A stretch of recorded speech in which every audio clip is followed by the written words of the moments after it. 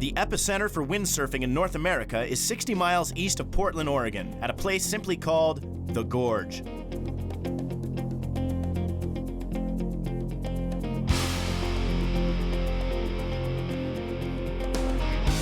It's here that cold, moist air from Portland is sucked inland and then accelerated at near hurricane velocity, funneling through a narrow canyon cut by the Columbia River millions of years ago.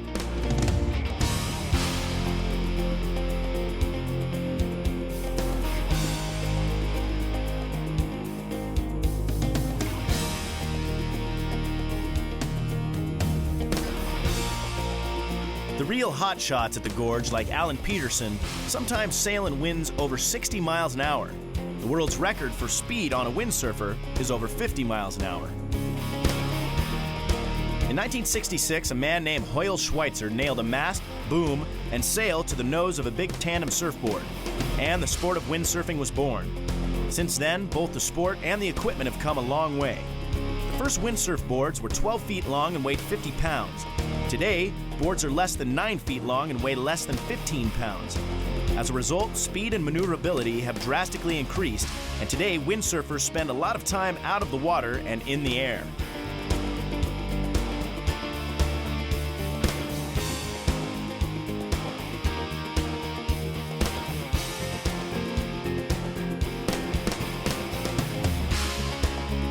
As we head out with Alan and his companion in the gorgeous Gorge Mobile, it's worth realizing that before windsurfing came to Hood River, Oregon, it was a town that time passed by. There was a gas station or two and a nice bridge crossing the Columbia River.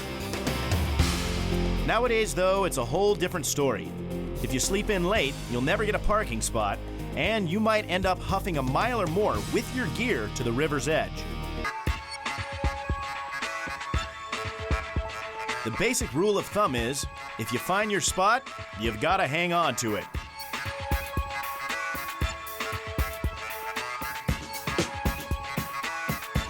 In this crowd, Alan's plan is to stand out by catching big air off the crests of the constantly forming waves.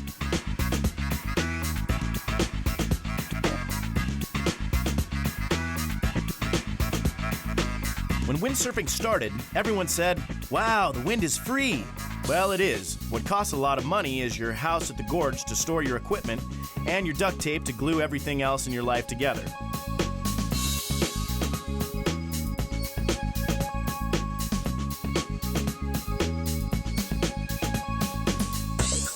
A flip or two never hurt, and sometimes hanging on is half the battle.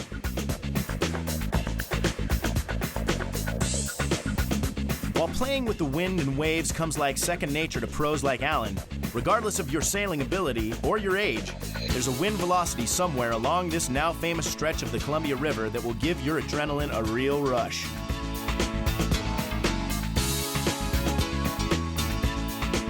And if you think the sport looks hard, think about inventing the windsurfer, then trying to figure out how to ride it.